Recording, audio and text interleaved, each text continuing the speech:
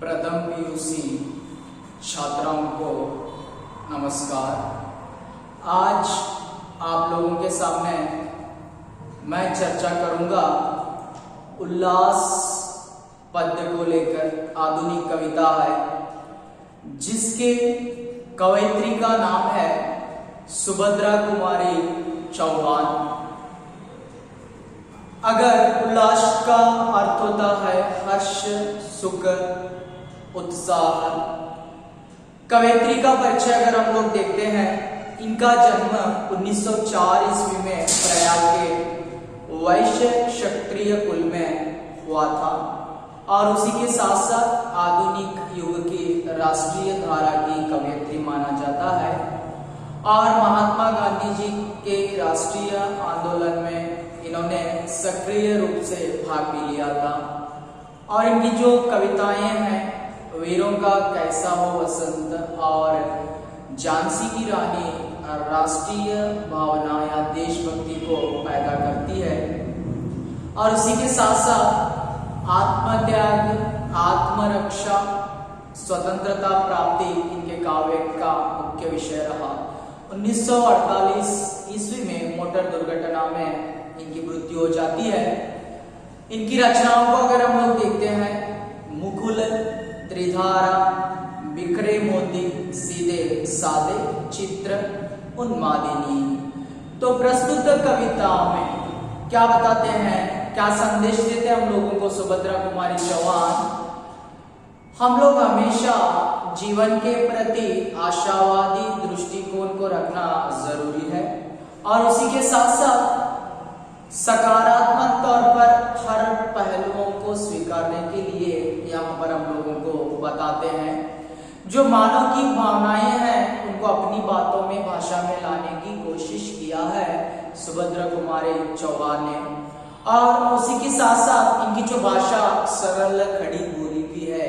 इस तरह इस पद्य में मानव की भावनाओं को लाने की कोशिश करती है।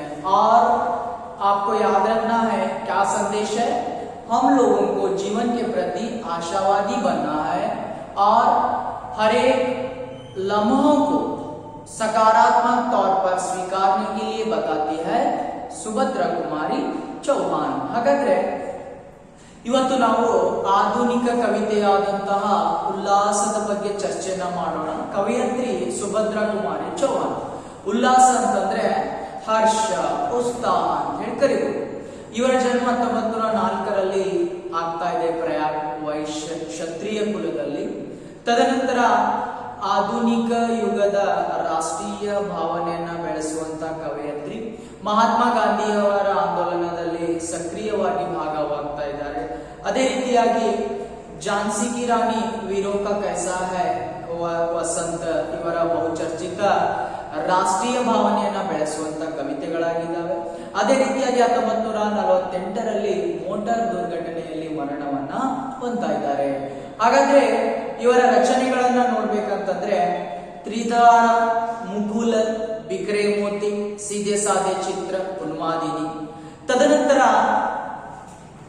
ಈ ಸುಭದ್ರಾ ಕುಮಾರಿ ಚೌಹಾನ್ ರವರು ಏನ್ ಮಾಡ್ತಾ ಇದ್ದಾರಪ್ಪ ಅಂತಂದ್ರೆ, ಈ ಕವಿತೆಯಲ್ಲಿ ನಮಗೆ ಯಾವ ಸಂದೇಶವನ್ನ ನೀಡ್ತಾ ಇದ್ದಾರೆ ಅಂತಂದ್ರೆ, ಜೀವನದಲ್ಲಿ ನಾವು ಯಾವಾಗಲೂ ಆಶಾವಾದಿಗಳಾಗಬೇಕು। ತದನಂತರ ಯಾವುದೇ ಕ್ಷಣಗಳು ಬರಲಿ, ಸುಖ ಇರ್ಬೋದು ಅಥವಾ ದುಃಖ ಇರ್ಬೋದು, ಆ ಪ್ರತಿಯೊಂದು ಜೀವನದ ಗಳಿಗೆಯಲ್ಲಿ ಸಕಾರಾತ್ಮಕ ಚಿಂತನೆಯನ್ನ ಹೊಂದಿರಬೇಕು ಅನ್ನೋದ್ರ ಬಗ್ಗೆ ಸಂದೇಶವನ್ನ ನೀಡ್ತಾ ಇದ್ದಾರೆ। ಅಂದ್ರೆ ನಾವು ಯಾವಾಗಲೂ नकारात्मक योचने इरबार्दु। कभी भी हम लोगों को जो नेगेटिव जो विचार होता है नहीं रहना है, पॉजिटिव के तौर पर यानी सकारात्मक तौर पर। ಹಾಗಾಗಿ ಇವರು ತನ್ನ ಎಲ್ಲ ಜನರ ಭಾವನೆಗಳನ್ನ ಕವಿತೆಗಳಲ್ಲಿ ಹೆಣಲಿಕ್ಕೆ ಪ್ರಯತ್ನವನ್ನ ಪಟ್ಟಿದ್ದಾರೆ, ಕಡಿ ಬೋಲಿ ಭಾಷೆಯ ಪ್ರಯೋಗವನ್ನ ಮಾಡಿದ್ದಾರೆ। देखिए मैं पद्य को पढ़ता हूं। शैशव के सुंदर प्रभात का मैंने नव विकास देखा, यौवन की मादक लाली में यौवन का उल्लास देखा। जगझंझा जकोर में मैंने आशा लतिका का विकास देखा। आकांक्षा उत्साह प्रेम का क्रम क्रम से प्रकाश देखा।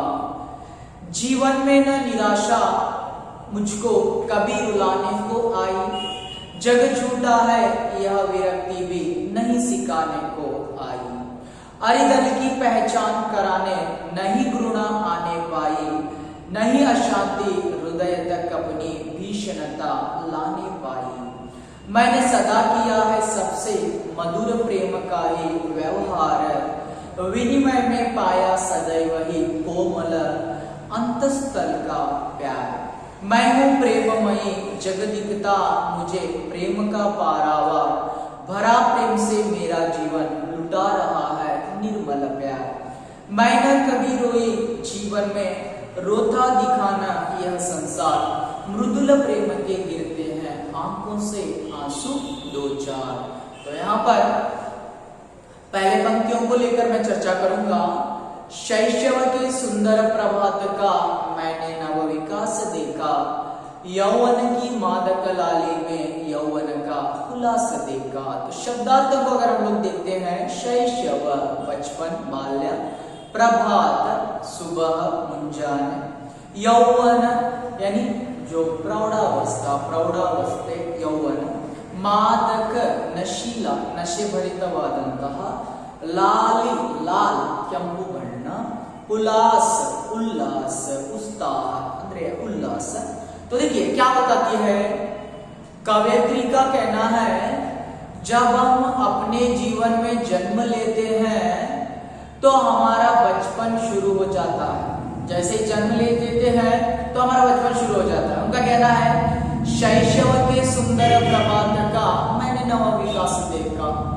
कवयित्री हम लोगों को बताती है जब मेरा बचपन शुरू हो गया, उसी बचपन में मैंने अपने जीवन का विकास देखा, उत्साह देखा, उल्लास देखा। किस तरह?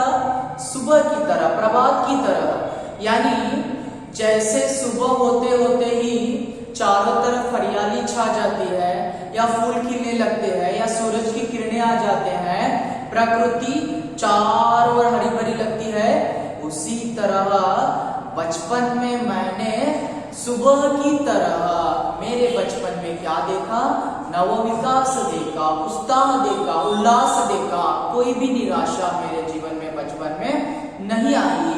मैंने बचपन से ही लेकर जीवन के प्रति आशावादी दृष्टिकोण को रख चुकी थी। इसलिए आगे बताती है, यौवन की मादक लाली में यौवन का उल्लास देखा। तो कवयित्री का कहना है जैसे बचपन को पार करके मैं यौवनावस्था में आ गई। देखिए क्या है, बचपना, यौवन, बुढ़ापा, ये जो हमारे जीवन के सोपान है। तो कवयित्री का कहना है बचपन में भी मैंने सुबह की तरह नवा विकास देखा मेरे जीवन में, लेकिन बचपन को पार करके जैसे मैं यौवनावस्था में आ गई, प्रौढ़ावस्था में आ गई, तो वहां पर भी मैंने जो यौवन का नशा जो मुझ में छा गया था, और मैं वहां पर भी आशावादी या सकारात्मक तौर पर अपने जीवन को चलाया और उल्लास उत्साह को देखा। जैसे ही क्या हो जाता है,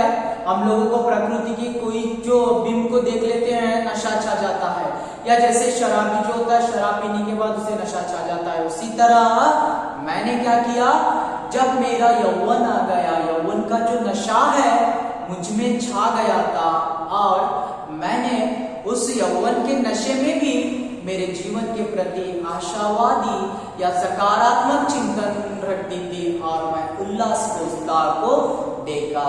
क्या बताती है कवयित्री का कहना है पहले पंक्तियों में, जैसे ही मेरा बचपन जो शुरू हो गया, शैशव जो शुरू हो गया, मैंने मेरे बचपन को सुबह की तरह देखा, प्रभात की तरह देखा। जैसे सुबह चारों तरफ सूरज की किरणें छा जाती है, या हरियाली छा जाती है, या फूल खिलते हैं, उसी तरह मेरे बचपन में मेरा विकास होने लगा था सुबह की तरह। और जैसे मैं बचपन को पार करके यौवनावस्था में आ गई, तो वहां पर भी क्या हो गया, यौवनावस्था में प्रौढ़ावस्था का जो नशा है मुझ में छा गया था, उस उल्लास को, उत्साह से मैंने अपने ಯೌವನಾವಸ್ಥಾ को गुजारा। ಹಾಗಾದ್ರೆ ಏನ್ ಹೇಳ್ತಾ ಇದ್ದಾಳೆ ಕವಯತ್ರಿ ಮೊದಲನೇ ನುಡಿಯಲ್ಲಿ ಅಂತಂದ್ರೆ, ಶೈಶವಕ್ಕೆ ಸುಂದರ ಪ್ರಭಾತಕ ಮೈನೆ ನವವಿಕಾಸ ದೇಕ.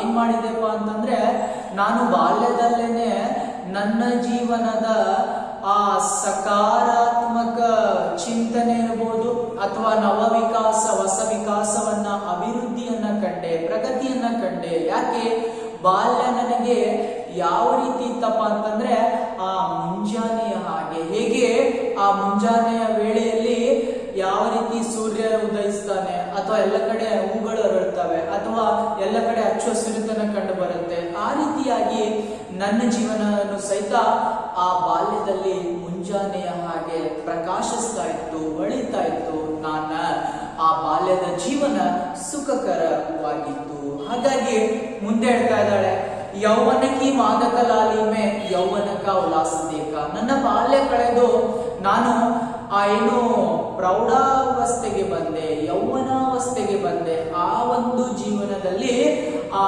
ಪ್ರೌಢಾವಸ್ಥೆಯ ನಶೆನೂ ಸಹಿತ ನನ್ನಲ್ಲಿತ್ತು.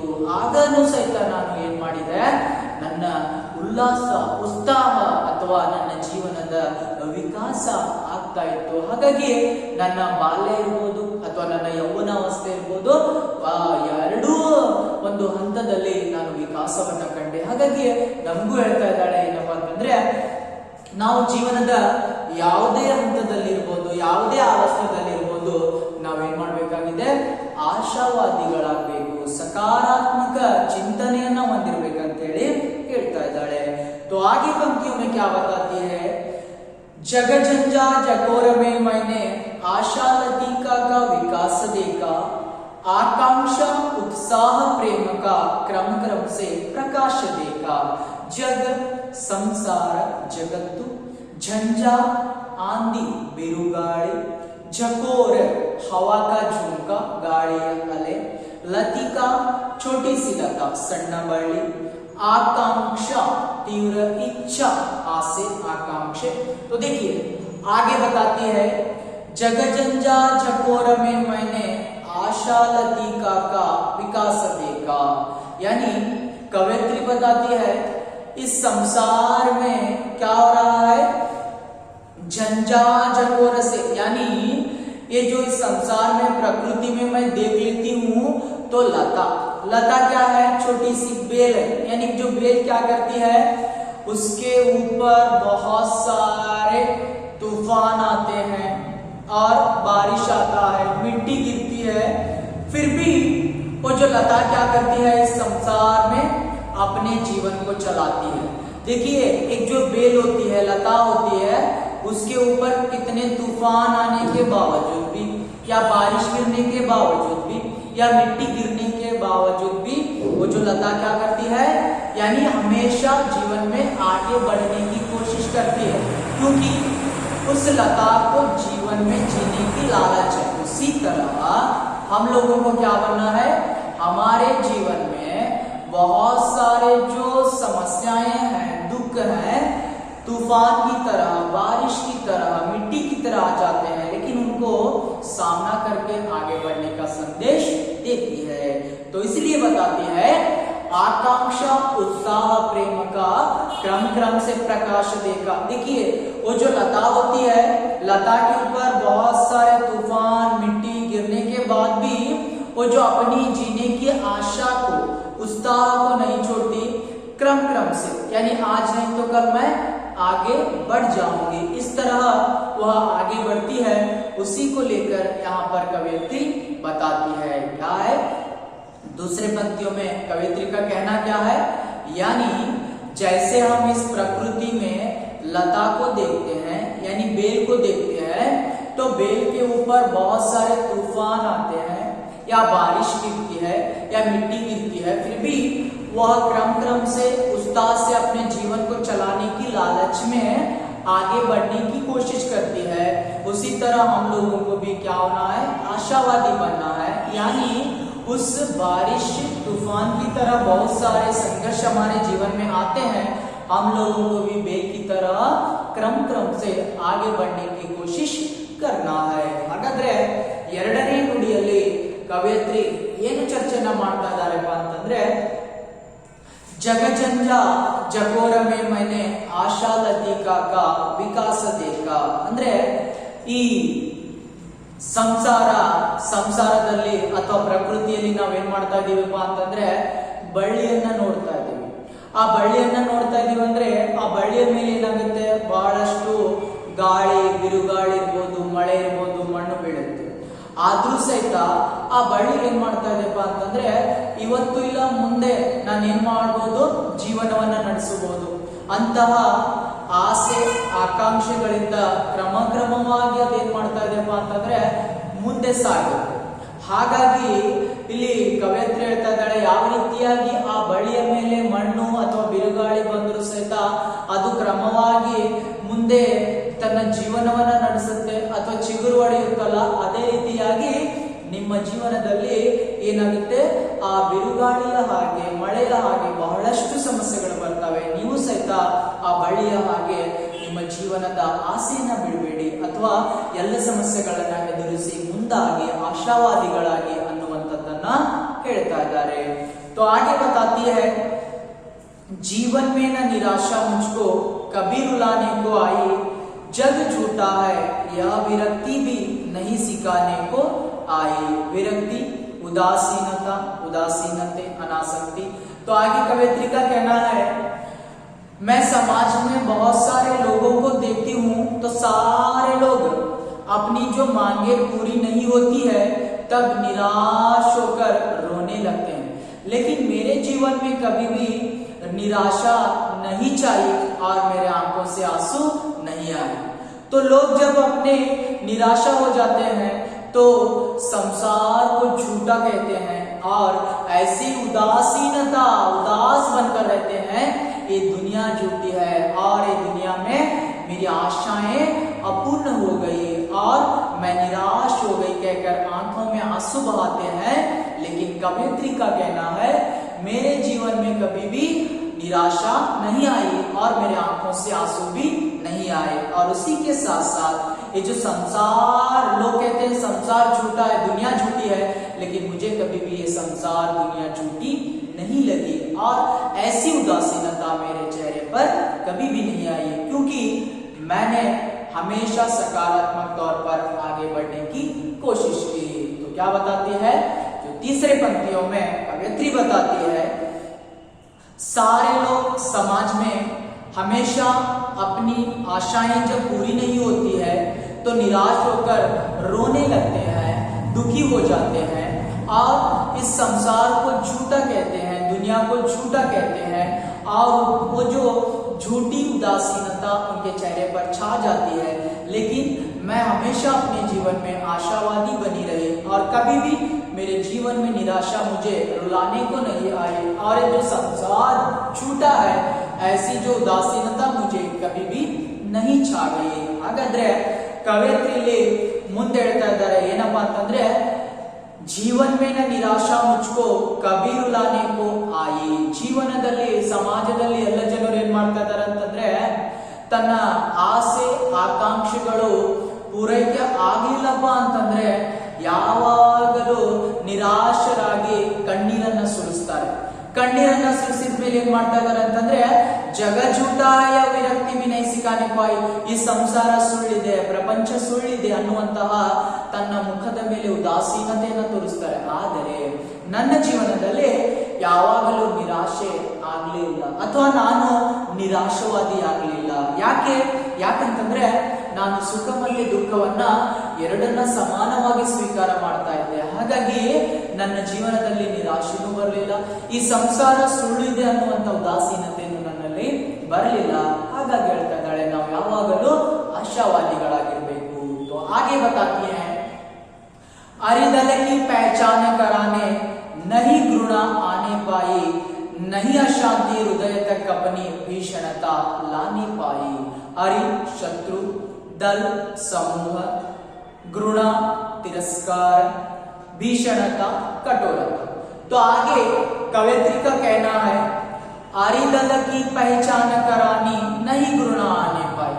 इस संसार में मैं देखती हूँ तो लोग क्या करते हैं, शत्रु दोस्त की पहचान करवाते हैं और शत्रु से हमेशा घृणा करते हैं, तिरस्कार करते हैं। लेकिन मेरे जीवन में कभी भी शत्रु और दोस्त की फर्क मुझे नहीं दिखाई दी और मैं किसी से भी घृणा तिरस्कार नहीं कर पाई, क्योंकि मैं शत्रु और दोस्त के साथ या समान तौर पर अपने अधिकार को चलाती थी और मैं दूसरों के साथ कभी भी दल नहीं पैदा किया, समूह नहीं पैदा किया। हमेशा मैं दुश्मन और दोस्त को एक साथ देखा, एक समान दृष्टि से देखा। इसलिए मेरे जीवन में मैंने किसी को भी तिरस्कार की भावना से नहीं देखा। इसीलिए नई अशांति हृदय तक अपनी भीषणता लाने पाई। तो लोग क्या करते हैं समाज में, यानी शत्रु और दोस्त की पहचान करवाते हैं, तो शत्रु के दौरान उनके मन में अशांति हो जाती है और भयानक तौर पर वह बेचैन हो जाते हैं, चिंता में घुल जाते हैं। लेकिन मेरे जीवन में कभी भी या मेरे हृदय में अशांति, बेचैनी नहीं आई, क्योंकि मैंने किसी को शत्रु भी नहीं बनाया और दोस्त को शत्रु के जैसे भी नहीं देखा, दोनों को समान तौर पर देखा।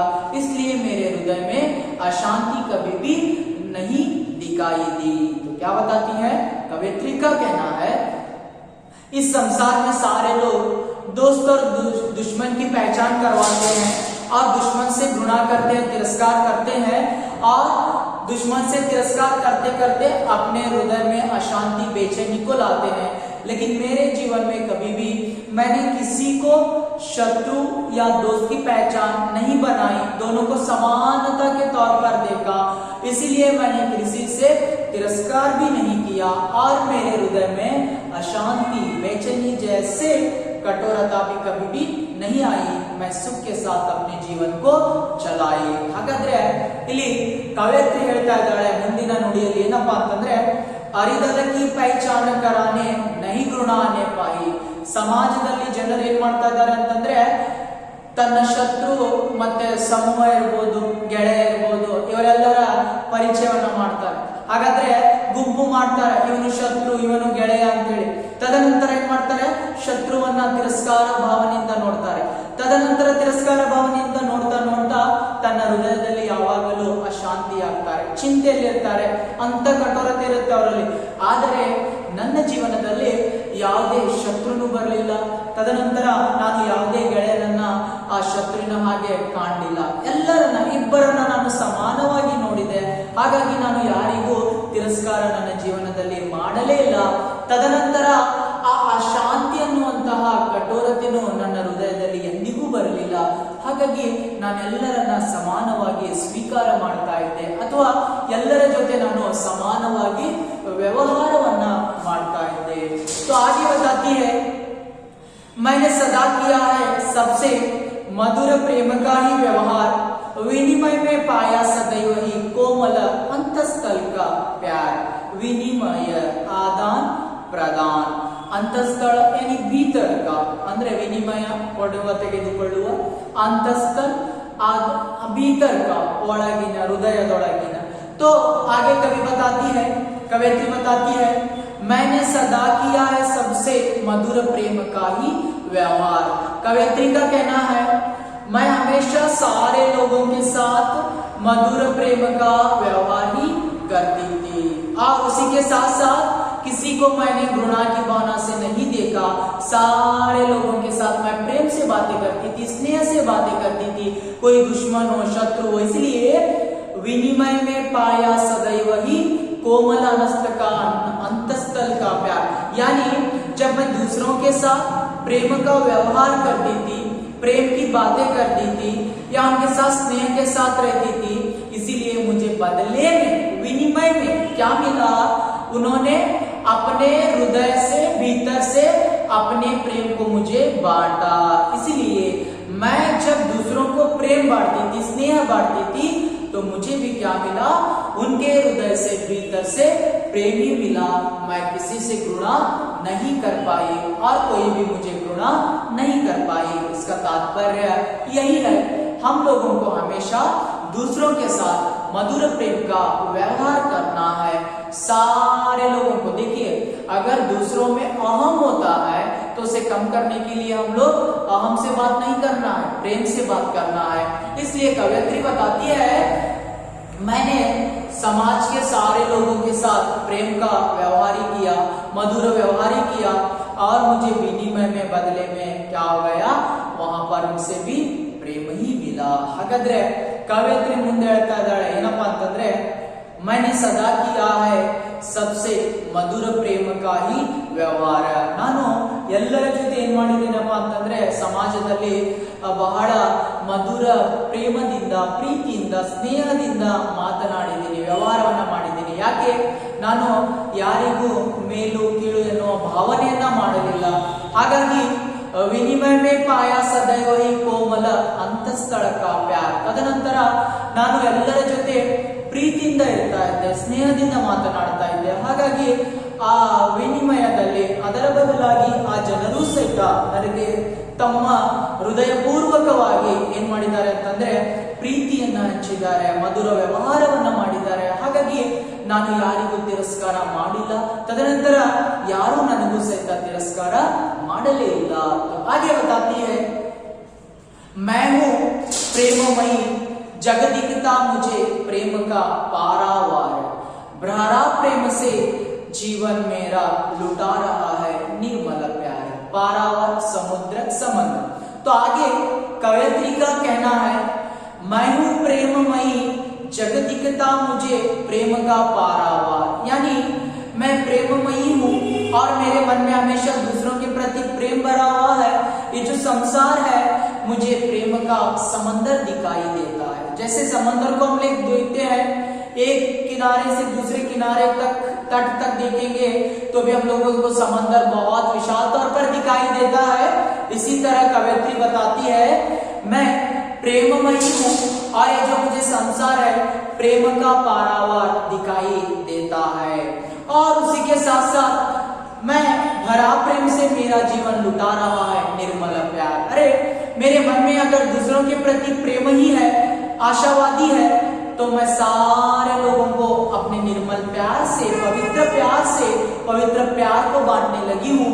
तो मुझे सारा संसार प्रेम का पारावार, प्रेम का समंदर दिखाई दे रहा है। तो आगे कवयित्री क्या बताती है, मेरे मन में हमेशा प्रेम की भावना रही दूसरों के प्रति, इसलिए ये जो संसार है मुझे प्रेम का समंदर दिखाई दे रहा है, क्योंकि मैंने हमेशा प्रेम को बांटती हूँ और दूसरों से प्रेम ले लेती हूँ, यानी प्रेम का व्यवहार करती हूँ। इसीलिए मेरे जीवन में हमेशा दूसरों के प्रति प्रेम ही दिखाई दिया है और मैं अपने पवित्र प्रेम को बांटने में लगी हुई हूँ। तो कोई भी दुश्मन मेरे जीवन में नहीं है और मैं किसी से घृणा भी नहीं कर पा रही। ಹಾಗಾದ್ರೆ ಇಲ್ಲಿ ಕವಯತ್ರಿ ಹೇಳ್ತಾ ಇದ್ದಾಳೆ ಮುಂದೆ ಏನಪ್ಪಾ ಅಂತಂದ್ರೆ, मैं हूं प्रेममयी जगदिकता मुझे प्रेम का पारावार। ನಾನು ಪ್ರೇಮಮಯಿ ಆಗಿದ್ದೇನೆ, ಈ ಸಂಸಾರ ನನಗೆ ಆ ದೊಡ್ಡ ಪ್ರೇಮದ ಸಮುದ್ರವಾಗಿ ಕಂಡು ಬರ್ತಾ ಇದೆ। ಹೇಗೆ ಸಮುದ್ರವನ್ನ ನೋಡ್ತೀವಿ ವಿಶಾಲವಾಗಿ ಕಾಣುತ್ತಲ್ಲ, ನಾನು ಈ ಸಂಸಾರದಲ್ಲಿ ಎಲ್ಲರನ್ನ ಬಹಳ ಪ್ರೀತಿಯಿಂದ, ಸ್ನೇಹದಿಂದ ಕಂಡಿದ್ದೇನೆ। ಹಾಗಾಗಿ ಹೇಳ್ತಾ ಇದ್ದಾಳೆ, ಈ ನನ್ನ ಪ್ರೇಮದಿಂದ ಕೂಡಿದಂತಹ ಜೀವನ ಎಲ್ಲರಿಗೂ ಆ ಸ್ನೇಹವನ್ನ ಹಂಚುತ್ತಾ ಇದೆ, ಪ್ರೀತಿಯನ್ನ ಹಂಚುತ್ತಾ ಇದೆ। ಹಾಗಾಗಿ ನನ್ನ ಜೀವನದಲ್ಲಿ ನಾ ಯಾರನ್ನ ತಿರಸ್ಕಾರ ಮಾಡಲೇ ಇಲ್ಲ। तो अंतिम तौर पर बताती है, मैं न कभी रोई जीवन में रोता दिखा न यह संसार, मृदुल प्रेम के ही गिरते हैं आंखों से आंसू दो चार। मृदुल कोमल। तो कवयित्री का कहना है अंतिम तौर पर, मैंने मेरे जीवन में कभी भी आंखों में आंसू नहीं बहाए, क्योंकि मेरे जीवन में दुख आए तो भी मैंने स्वीकार किया और उसी के साथ साथ निराशा हुई तो भी मैंने स्वीकार किया, सुख और दुख को समान तौर पर स्वीकार किया। इसीलिए मेरे जीवन में मेरे आंखों में आंसू कभी भी नहीं आए। लेकिन मैं संसार को देखती हूँ, इस संसार के लोगों को देखती हूँ, जब दुख आ जाते हैं लोग अपने आंखों से आंसू बहाते हैं, लेकिन मेरे आंखों में आंसू कभी भी नहीं आए, क्योंकि मैंने सुख और दुख को हमेशा समान तौर पर स्वीकार लिया। लेकिन मृदुल प्रेम के ही गिरते हैं आंखों से आंसू दो चार। अगर मेरे आंखों में आंसू आ जाते हैं मोती के जैसे, तो कब आ जाते हैं? खुशी के दो कोमल प्रेम के आंसू ही गिर जाते हैं। लेकिन कभी भी मैंने दुख से, निराशा से आंखों में आंसू नहीं बहाए। लेकिन इस संसार को मैं देखती हूँ, संसार में सारे लोग दुख की वजह से आंखों में आंसू बहाते हैं। हम लोगों को कभी भी दुखों से आंसू नहीं बहाना है, बल्कि उसका सामना करने का संदेश देती है सुभद्रा कुमारी चौहान। तो अंतिम क्या है? कवयित्री का कहना है, मैं अपने जीवन में कभी भी नहीं रोई, क्योंकि दुख भी आ गए, सुख भी आ गए, समान तौर पर स्वीकारा। लेकिन ये जो संसार के लोग हमेशा क्या करते हैं? रोते दिखाई देते हैं। लेकिन मेरे जीवन में कोमल तौर पर जो क्या हो जाता है? प्रेम के आंसू ही गिर जाते हैं, खुशी के आंसू ही गिर जाते हैं। ऐसे आशावादी बनने के लिए बताती है। ಹಾಗಾದ್ರೆ ಕವಯತ್ರಿ ಏನ್ ಹೇಳ್ತಾ ಇದ್ದಾಳೆ? ನನ್ನ ಜೀವನದಲ್ಲಿ ಎಂದಿಗೂ ನಾನು ಕಣ್ಣೀರನ್ನ ಹಾಕಲಿಲ್ಲ, ಯಾಕಂದ್ರೆ ಸುಖ ದುಃಖಗಳನ್ನ ಸಮಾನವಾಗಿ ಸ್ವೀಕಾರ ಮಾಡಿದೆ. ಆದ್ರೆ ಈ ಸಂಸಾರದಲ್ಲಿ ಎಲ್ಲ ಜನರು ದುಃಖ ಬಂದಾಗ ಕಣ್ಣೀರನ್ನ ಹಾಕ್ತಾ ಇದ್ದಾರೆ. ಆದರೆ ನನ್ನ ಜೀವನದಲ್ಲಿ ಮಾತ್ರ ನಾನು ಸಂತೋಷದಿಂದ ಕಣ್ಣೀರನ್ನ ಬರುತ್ತೆ ಹೊರತು ದುಃಖದಿಂದಲ್ಲ. ಹಾಗಾಗಿ ಜೀವನ ಪ್ರತಿಯಾಗಿ ಆಶಾವಾದಿಗಳಾಗಿ ಸುಖ ದುಃಖವನ್ನ ಎರಡನ್ನ ಸಮಾನವಾಗಿ ಸ್ವೀಕಾರ ಮಾಡಿ ಸಕಾರಾತ್ಮಕ ಚಿಂತನೆಯನ್ನ ಹೊಂದಿ ಅನ್ನುವಂತಹ ಸಂದೇಶವನ್ನ ನೀಡ್ತಾ ಇದ್ದಾರೆ कवयित्री सुभद्रा कुमारी चौहान उल्लास पद्यದಿಂದ। तो प्रश्नोत्तरों को मैं देखूंगा। कवयित्री ने शैशव प्रभात में क्या देखा? नव विकास। कवयित्री ने यौवन की नशे में क्या देखा? उल्लास को देखा। कवयित्री ने किसका विकास देखा? आशा रूपी लतिका का। कवयित्री ने किसका प्रकाश देखा?